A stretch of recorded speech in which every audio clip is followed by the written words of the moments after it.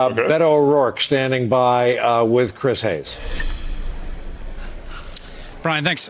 Congressman, there was an exchange tonight around mandatory gun buybacks for assault-style or military-style weapons.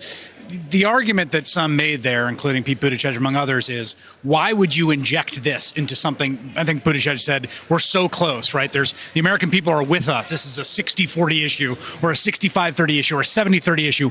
Why would you take a 70-30 issue and turn it into a 30-70 issue?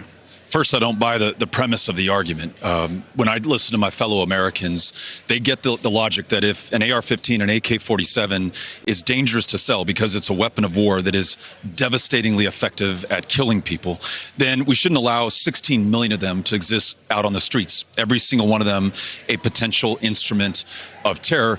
And for what it's worth, they just polled this in Texas, and 49% of Texans in that proud, but I would argue responsible gun-owning state believe that we should have a mandatory buyback. Only 36% opposed. But Chris, just imagine if we were constrained by the polls on healthcare or immigration, or in 1964, the Civil Rights Act, or in 65, the Voting Rights Act. Leadership is about doing the right thing when you have the opportunity to do the right thing. And with 40,000 people killed in this country every year through gun violence, it is time for us to do the right thing. So I've heard you mention that 40,000, right? But just so folks are clear, about 30,000, 28,000 of those are suicides or self-inflicted. There's about 10 to 12,000 that are a combination of homicide and accidents, right? And the vast majority of those are not the kinds of weapons you're talking about. What do you say to someone who says this is essentially symbolic culture war politics? It doesn't get it. Say that to anyone who lost somebody in Midland, Odessa, or Sutherland Springs, or Santa Fe High School, or El Paso, Texas, where 22 were killed, or Memo Garcia, who's in the hospital tonight, who's had more than 30 surgeries and is going to be there for a very long time.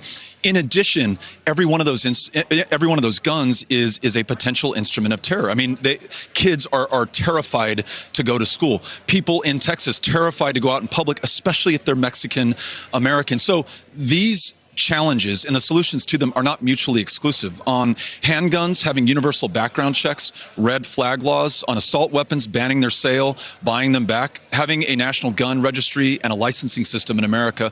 Let's do all of it. Let's not take half steps or half measures or only involve half the country. This has got to be all of us on every issue before us: guns, climate, immigration, healthcare, the economy. Let's not be fearful. Let's not fret. Let's not be governed by the polls. Let's do what's right.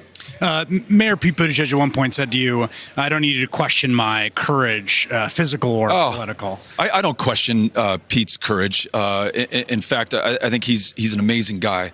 But I do question his political courage. When he talks about being constrained or governed by those polls, when what is right is so clear and obvious before us, and when there are inspiring young leaders like March for Our Lives who have survived this, who understand it, and who've laid out a peace plan that makes so much sense. And when Americans hear it, they get behind it.